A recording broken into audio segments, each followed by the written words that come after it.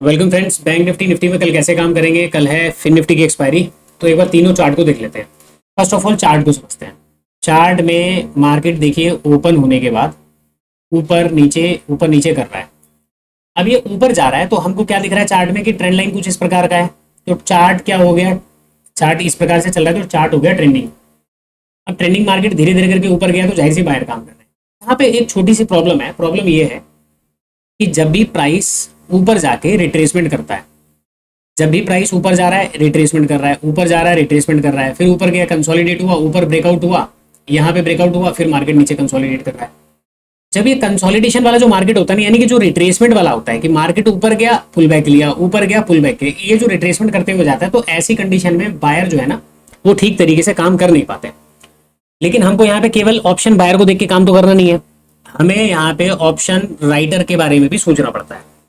तो कुल मिला के मैं मान के चलता हूँ कि चलो ठीक है, अगर प्रॉपर तरीके से ऑप्शन बायर अगर यहाँ पे काम नहीं कर पाया है और ब्रेकआउट वगैरह पे अगर कोई बैठा भी होगा तो फिर उनको मार्केट ने परेशान किया हुआ है।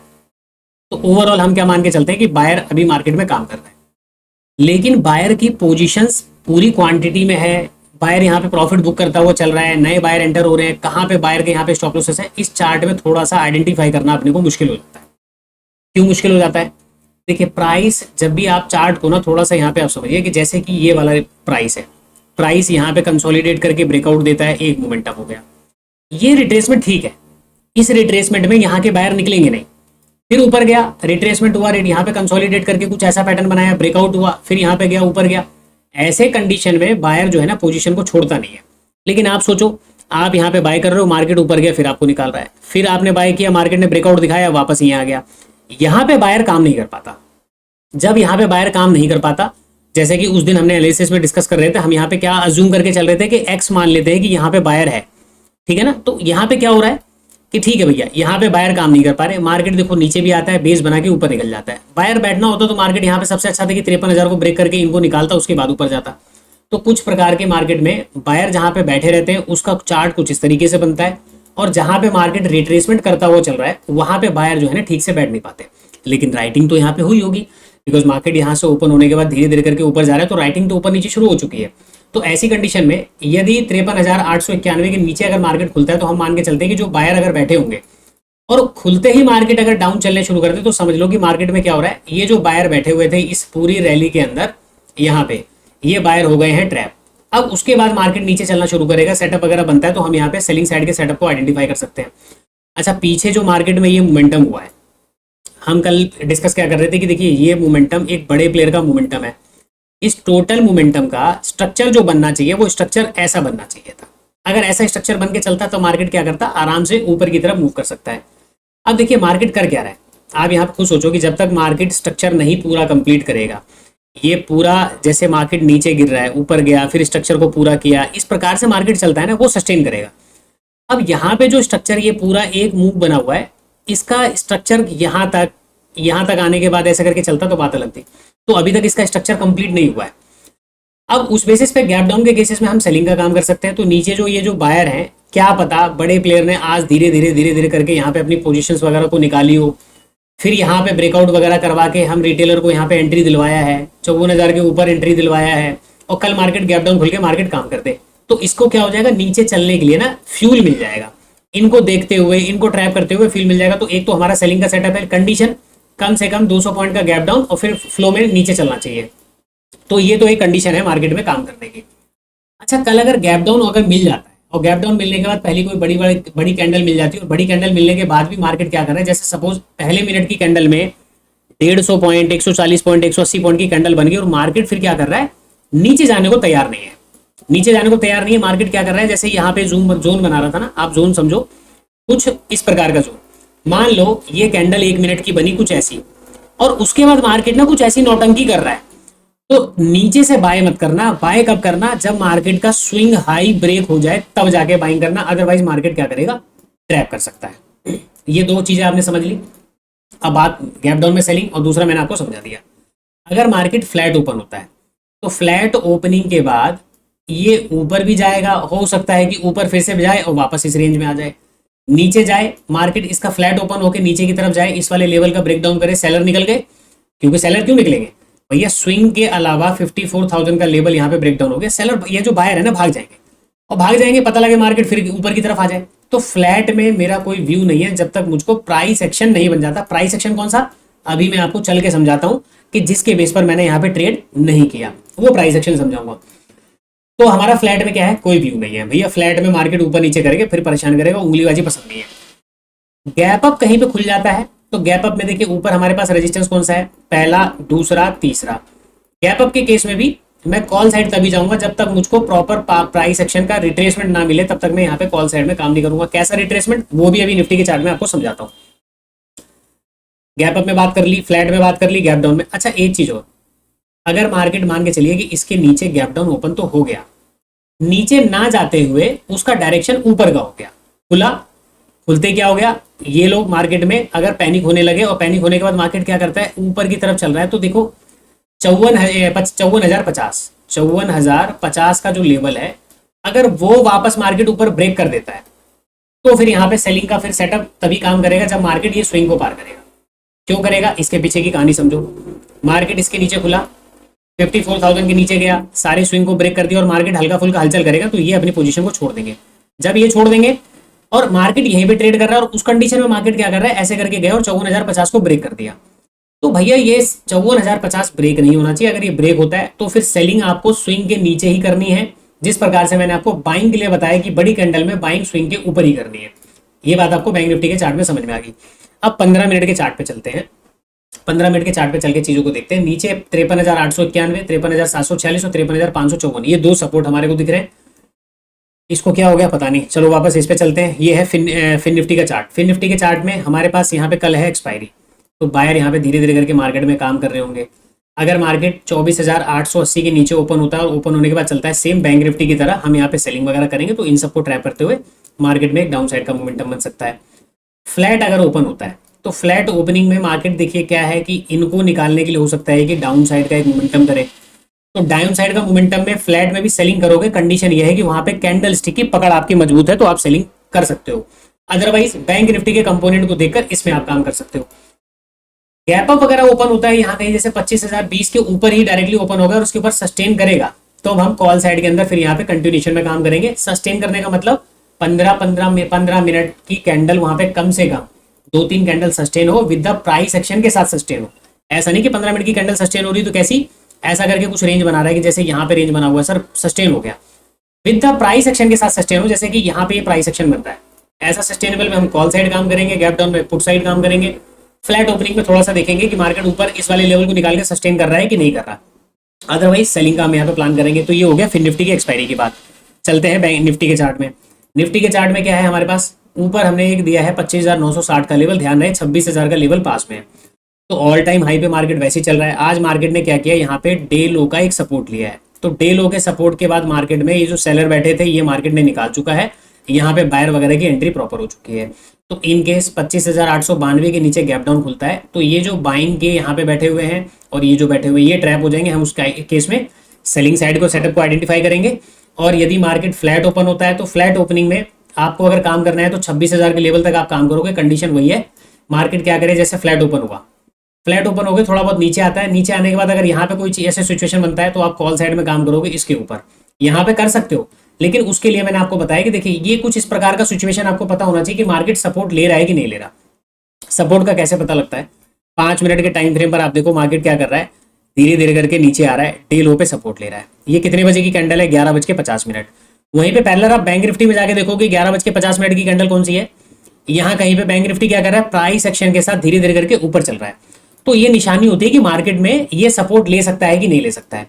फिर 15 मिनट के टाइम फ्रेम पर आ जाओ, आपको यहाँ पे दिखेगा प्राइस नीचे आया, ऊपर गया, फिर नीचे आया, यहाँ से एक रिवर्सल मिला, वापस यहाँ पे जाके क्या हुआ, पैटर्न बन गया। तो ये पैटर्न होता है सपोर्ट लेने का कि 15 मिनट पे भी आपको दिखेगा कि मार्केट ने सपोर्ट लेना शुरू किया हुआ है। तो इस प्रकार का यहाँ पे कुछ लेवल मिलता है, तो हम यहाँ पे काम करेंगे। अब यहाँ तक बातें आपको क्लियर हो गई। अब मैं वापस चलता हूँ इस चार्ट पे, एक बार इसको रिफ्रेश करता हूँ, क्योंकि 15 मिनट के चार्ट पे देखिए मैंने यहाँ पे एंट्री क्यों नहीं बनाया, मैं आपको वो समझाना चाहता हूँ कि एंट्री ना बनाने के पीछे क्या केवल चार्ट का पैटर्न ही इंपॉर्टेंट होता है, क्या केवल कैंडल्स का पैटर्न ही इंपॉर्टेंट होता है, या कुछ और भी देखा जाता है। अगर आप यहाँ पे गौर करें, हमने यहाँ पे देखिए मार्केट ने ऊपर जा रहा है, बहुत अच्छी बात है, ऊपर जाने के बाद 15-15 मिनट के टाइम फ्रेम पर ये देखो यहाँ पे प्राइस कंसोलिडेट हो गया। अब यहाँ पे ना आप मेरी बातों को समझो, 54,000 के नंबर इस जगह पर यहाँ पे पैटर्न क्या कर रहा है, चार्ट कंसोलिडेट कर रहा है, प्राइस यहाँ पे होल्ड कर रहा है। 54,000 के पास आपको लगता है कि इस प्रकार का जब चार्ट यहाँ पे होल्ड करता है तो ऑप्शन सेलर की हिम्मत होगी यहाँ पे सेल करने की? इसका जवाब है नहीं। ऑप्शन सेलर यहाँ पे ये गलती नहीं करेगा, क्योंकि उसी के जोन में कंसोलिडेट कर रहा है। और कैसे कर रहा है, इसका जो ट्राइंग यानी कि पैटर्न है वो ऐसे करके जा रहा है, ऐसे करके नहीं आ रहा। तो पैटर्न का जो फेस है वो ऑप्शन सेलर के अगेंस्ट में है, जोन के पास कंसोलिडेट कर रहा है, ब्रेकआउट के चांसेस सबसे ज्यादा ऑप्शन सेलर का है। ऑप्शन सेलर क्या करेगा, यहाँ पे 40-50 पॉइंट का जो स्टॉप लॉस है ना वो लगा के बैठेगा, क्योंकि उसको पता है कि अगर साइकोलॉजिकल नंबर टूटा तो स्पीड से मार्केट निकलेगा, और स्पीड में पता लगे 50 रुपए का एसएल लेने वाले का सीधा 150 रुपए पे कट रहा है। वो एसएल लगाकर काम करते रहते हैं। जब मार्केट को पता होता है कि छोटे छोटे एसएल हैं, वो उतनी आसानी से फिर काम नहीं करता।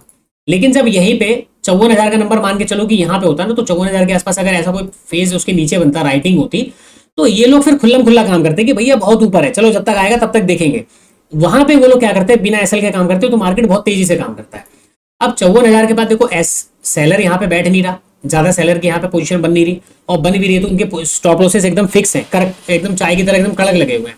अब ऐसी कंडीशन में जब ब्रेकआउट होगा तो जाहिर सी बात है कि देखो मार्केट में काम करने कौन आ रहा है, मार्केट में सेलर काम करने आ रहा है, मार्केट में बायर काम करने आ रहा है।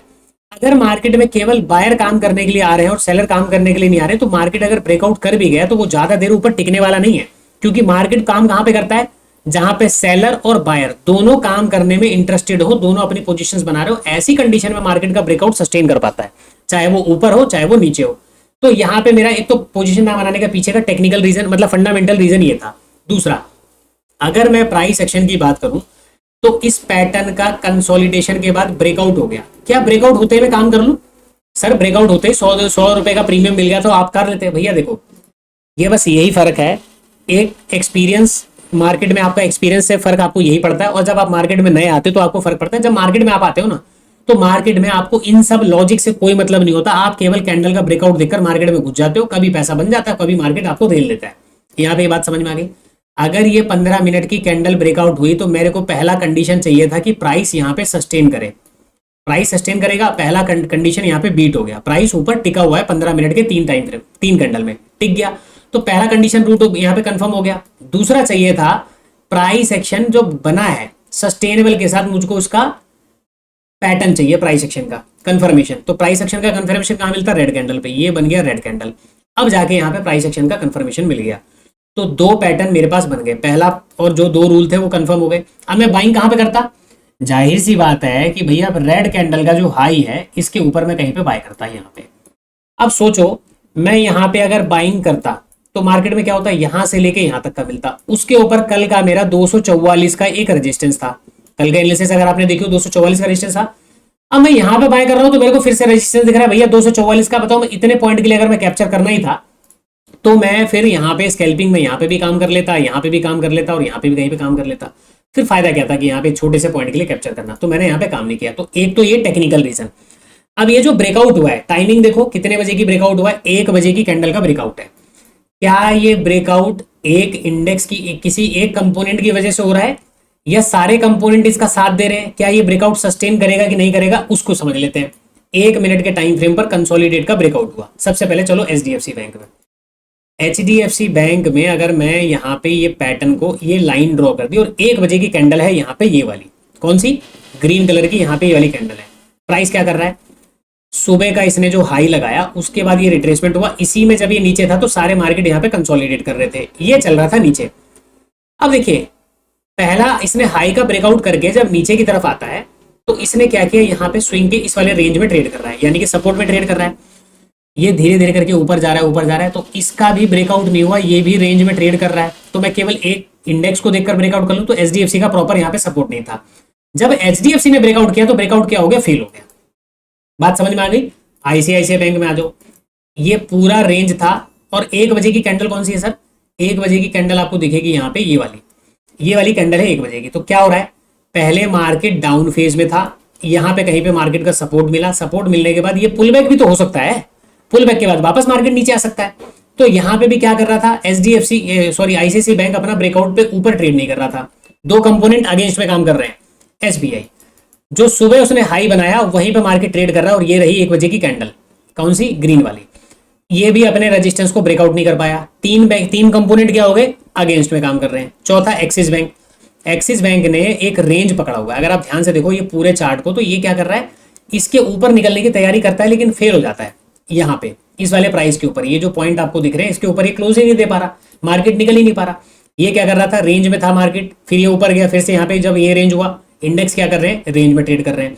अब इंडेक्स रेंज में ट्रेड कर रहे हैं, तो उसके बाद यहाँ पे 1 बजे की कैंडल कहाँ गई भैया, 12:30, 1 बजे की कैंडल ये रही यहाँ पे। अभी भी इसने रेंज का ब्रेकआउट नहीं किया, तो अब यहाँ पे जाके क्या हुआ, 1 बजे के बाद ये रेंज ब्रेकआउट हुआ है, यानी कि बैंक निफ्टी ने 1 बजे की कैंडल पे इस जोन का ब्रेकआउट कर दिया। ये स्टिल यहाँ पे ट्रेड कर रहा है और इसने लेट ब्रेकआउट किया, बट ब्रेकआउट के बाद भी वापस मार्केट ने पटकी मार दी नीचे।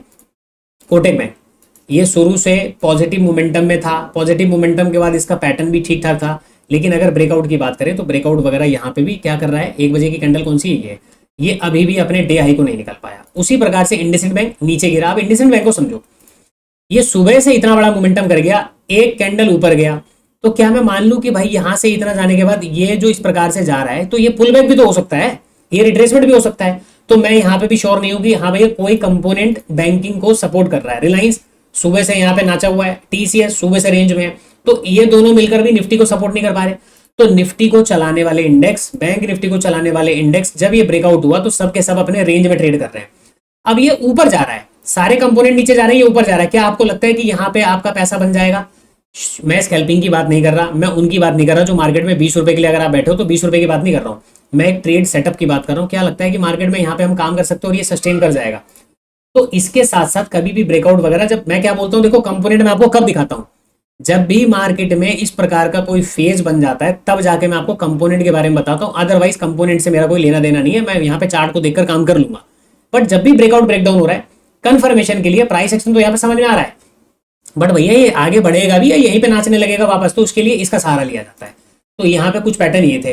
निफ्टी क्या, मैंने आपको चार्ट बताई दिया। निफ्टी में सबसे प्यारा पैटर्न बना था कि प्राइस धीरे धीरे करके ऊपर गया और विद द प्राइस एक्शन बना के यहाँ पे ये जोन में आया, और यहाँ पे ये मल्टीपल तरीके से जो निशानियां बनती है, तो यहाँ पे ट्रेड अगर करते तो हो सकता है कि निफ्टी के अंदर पैसा बनता। बट निफ्टी में दिक्कत मेरे साथ ये है कि इसका टारगेट क्या होना चाहिए और उसका स्टॉप लॉस क्या होना चाहिए पता ही नहीं लगता।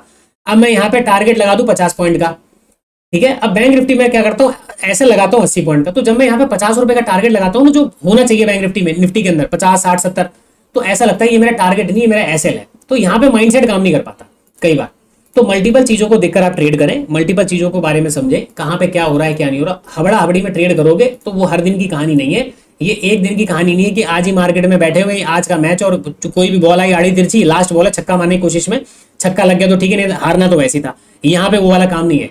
यहाँ पे आपको हर दिन बॉल पर छक्का मारने की जरूरत नहीं है, हर दिन चौका मारने की जरूरत नहीं है। कभी कभी डिफेंडर यहाँ पे खेलने की आपको आदत होनी चाहिए कि मार्केट में ठीक है भैया टिके रहो, ये टेस्ट मैच चल रहा है, टिके रहो, बैठे रहो, ट्रेड मिलेगा तो करेंगे, नहीं मिलेगा तो नहीं करेंगे। जिन्होंने पैसा बनाया बहुत अच्छी बात है, और जिन्होंने नहीं बनाया वो उससे अच्छी बात है कि उनके अंदर पेशेंस है, वो ज्यादा जल्दीबाजी में काम नहीं कर पा रहे हैं। फिलहाल अभी के लिए इतना ही, मिलते हैं किसी नेक्स्ट वीडियो में, तब तक के लिए जय हिंद।